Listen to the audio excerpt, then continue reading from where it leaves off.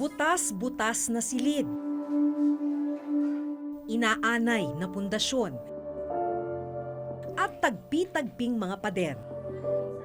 Dito nagtitiis ang mga estudyanteng ito sa Northern Samar. Pero sa tapat lang ng lumang silid na ito, ang 3 palapag na school building na hindi nagagamit. Tapos yung school building, pero hindi magamit dahil natuklasan na may structural defect.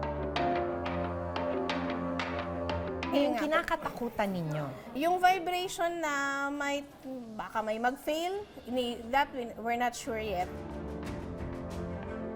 para siyang nag-sync. Uy! Sa tent namang ito nagtitiis ang ilang senior high school student. Ang silid kasi na para sana sa kanila, poste lang ang nakatayo. Sa tagal ng pagkakatiwangwang nitong project na to, napuno na siya ng damo. Paano humantong sa ganitong sitwasyon ang mga silid-aralang pinondohan at ginastusan ng pera ng bayan?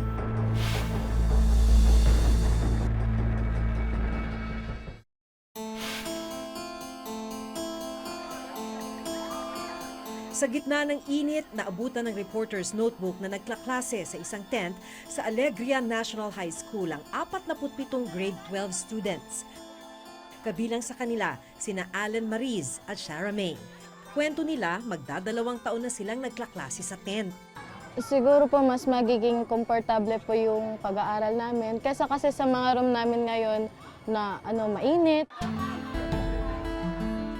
Noong araw na bumisita kami, sabay na ginagawa sa isang compound ng isang cultural program at ang klase sa tent ni na Shara May. Magtatapos na sila ngayong Biyernes sa senior high, pero ni minsan, hindi sila nakaranas na magkaroon ng maayos na silid. Masakit pong isipin na gagraduate kami na wala man lang maayos na building, walang maayos na environment para mas lalong ma-encourage yung mga estudyanteng pumasok araw-araw. Taong 2015 nang maglaan ng 10 million pesos para sa pagtatayo ng school building para kina Allen Mariz at Shara May.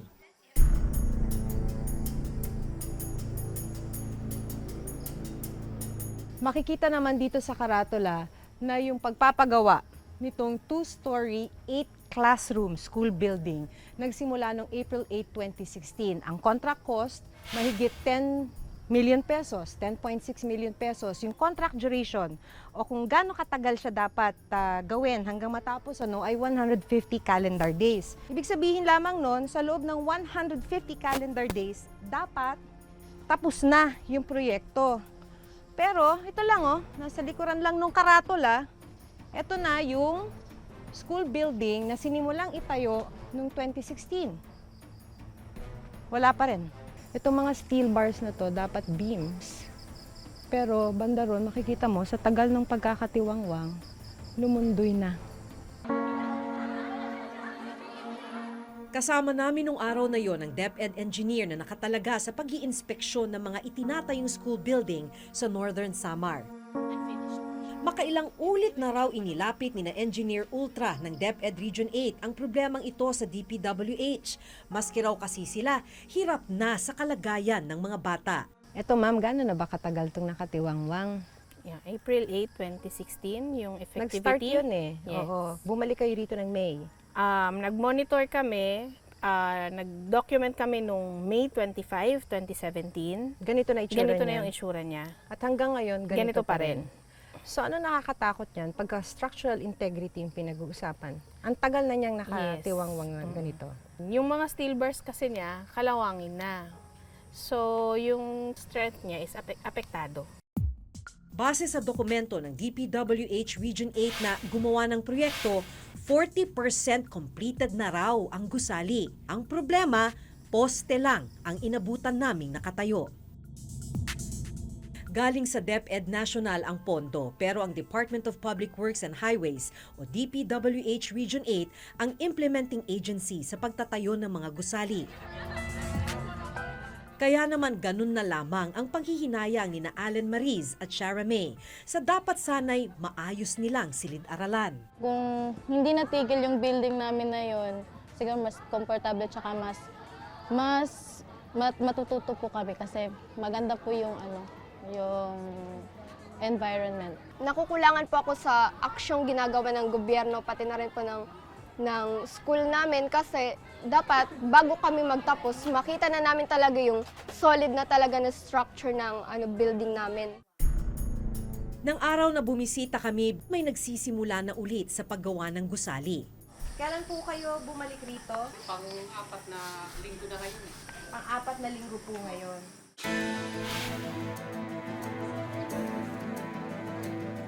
Pinuntahan namin ang DPWH Region 8 na siyang implementing agency ng proyekto. Yung isang pinuntahan namin, yung Alegria, started 2016. Opo. Hanggang ngayon, iilang poste pa lang. Talagang yung kontraktor, pag nagbibigay ng kami ng instruction ng kuwan, hindi naman po sila gumagalaw. So, yun nga po, may mga notice din kami binigay, pero yun naman po nga for termination, hindi namin na-serve kasi nga mangangako naman sila na tatapusin nila. In the meantime, nasaan yung budget? Nabayaran na po sila. Hindi naman po bloated yung kwanong Alegria yun. Kung ano po lang yung nandun, yun din po lang yung lumabas na financial doon. So magkano po yung lumabas kung Alegria? Ang Alegria, kung hindi po ako nagkakamali, 35 o 30%, ganyan po. Nag-release na po kayo ng 30% of the 10 million pesos sa Alegria? Nakita nyo na ho ba na ilang poste pa lang ang nakatayo ron? Binalidate naman po namin yan bago kwan. Okay naman po yung kwan. Sa tingin naman po namin, sa validation namin, hindi naman po nag-go-over yung payment namin.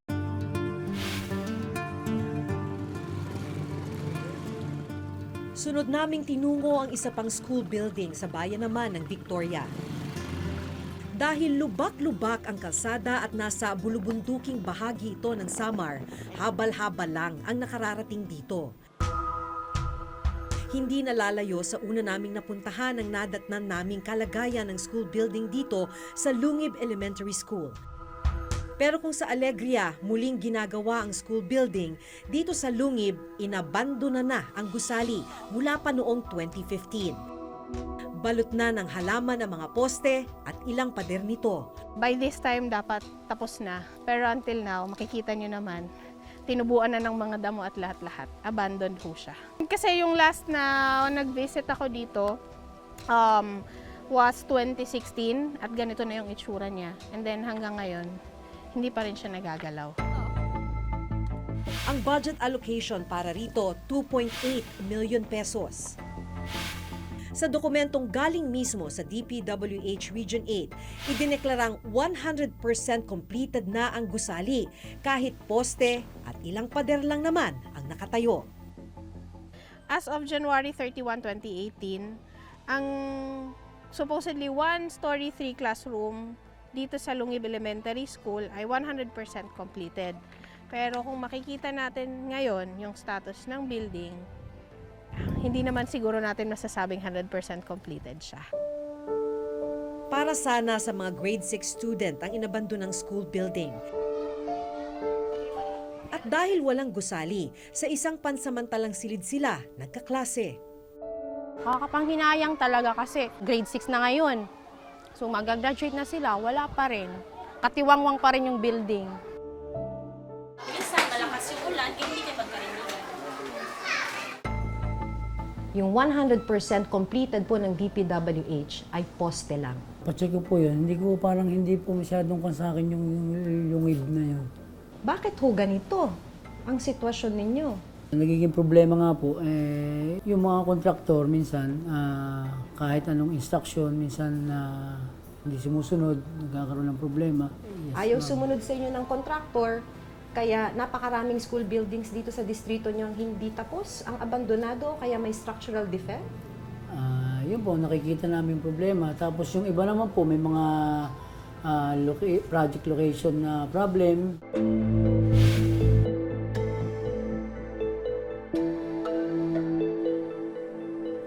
Iba naman ang problemang hinaharap ng mga grade 12 student dito sa San Isidro Agro-Industrial High School. Nandito tayo sa San Isidro Agro-Industrial School. Dito naman, tapos yung school building, pero hindi magamit dahil natuklasan na may structural defect.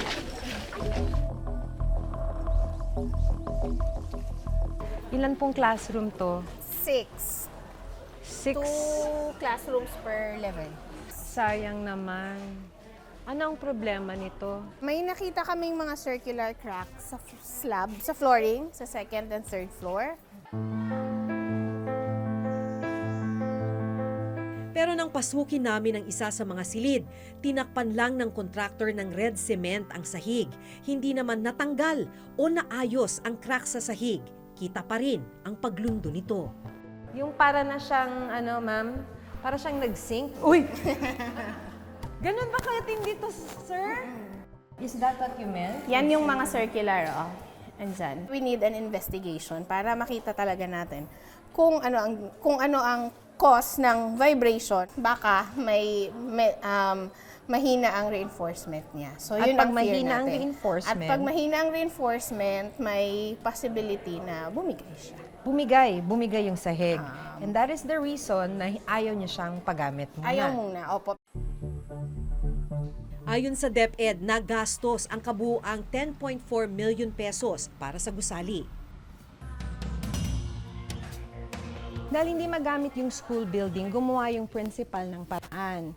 Kaya ginamit nila itong lumang building na to. Nilinisan, pero dahil hindi na talaga maitatago yung kalumaan. Tignan niyo to. Wala nang dingding. Tapos, makikita yung ibang natitirang poste, talagang inanay na.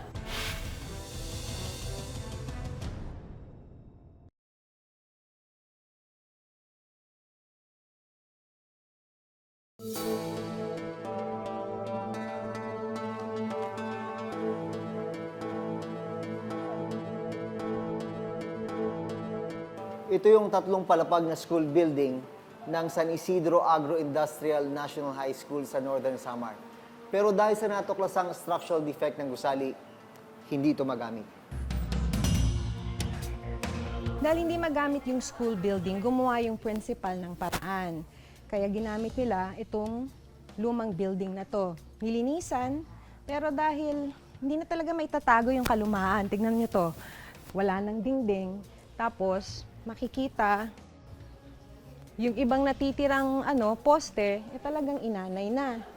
Kaso, meron pa namang serviceable na espasyo. May 3 lumang classroom dito na ginagamit ng grade 11. At wala naman kasi silang choice. Talaga naman kasing wala nang ibang espasyo, kailangan daw nila itong pagtiyagaan. Ano nararamdaman ninyo? Nawalan. Medyo minsan pag umuulan, tumutulo po yung pumapasok yung ulan sa Pagka umuulan, kasi open lang po yung bintana. Tsaka dahil po marami kami, 50 po kami sobra. Sobrang init po, parang hindi na conducive yung room para sa amin. Lalo na po kung tirik na tirik po yung araw, mula po alas 8 hanggang alas 11. Ang init-init po talaga rito. nasaan yung araw? Minsan po dito. Diretso. Opo, tapos wala po kaming mga bintana, kaya mas lalo pong mainit rito. Pag nakikita nyo yung building, na dapat yun yung classroom ng grade 11. Nakaka-disappoint po talaga kasi yung intention po talaga namin dito, kaya po kami nag-enroll dito. Kasi po, ito yung building na una-una pong napatayo rito sa barangay namin. Pero nakaka-disappoint po kasi hindi namin magamit-gamit kasi marami daw crack. Nilinis muna namin yung lahat dyan. Inirereklamo rin ng principal ng San Isidro National High School ang pagkakagawa ng gusali. Pumuntang taga-DPWH dito, sabi nila na pipirmahan na daw yung acceptance. Kasi tapos na. Kasi tapos na, ito turn over na nila. Sabi ko, ay hindi ko yan pipirmahan. Pasensya na po kasi alam naman ninyo na may reklamo na ako. Kaya ayusin muna ninyo bago ako pumirma dyan.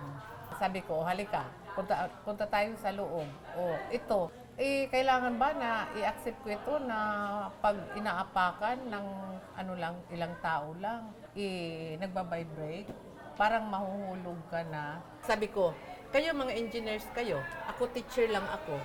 Kaya, Ano ang assessment ninyo yan? Ha? Mga engineer kayo, ano ang assessment ninyo yan?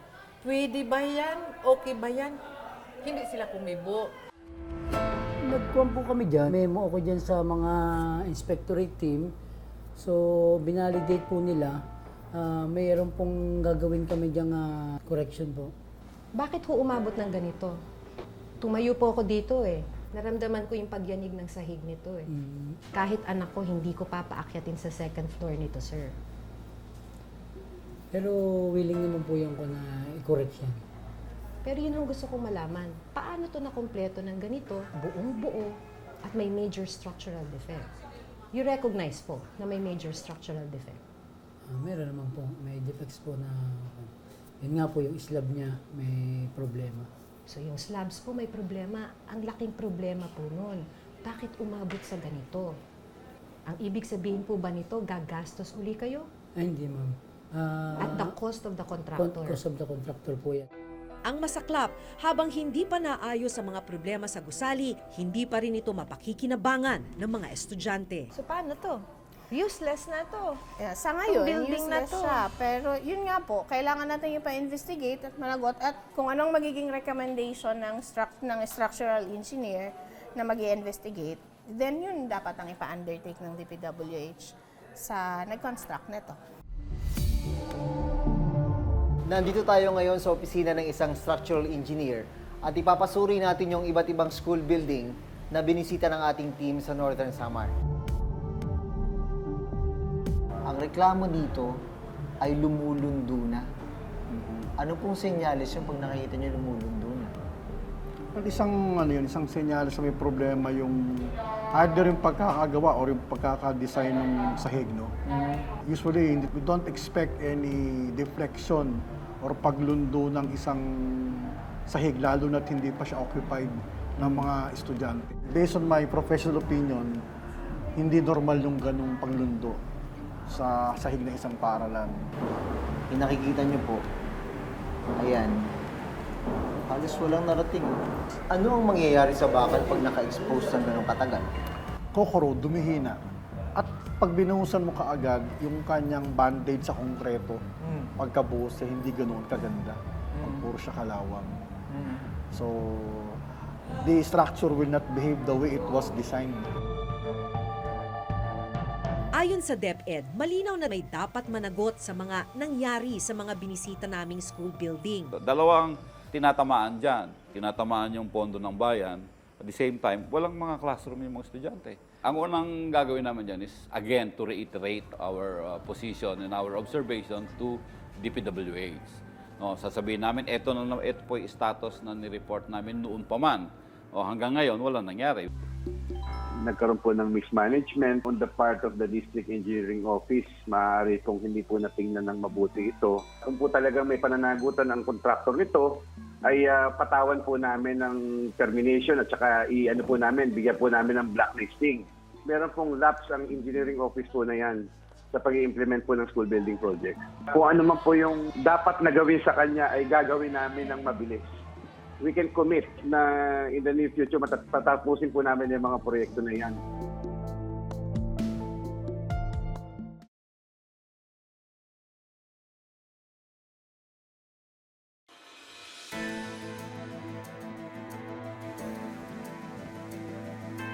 Sa mga pinuntahan naming school building, nasa halos 20 milyong pisong halaga ng pondo ng bayan ang ginastos.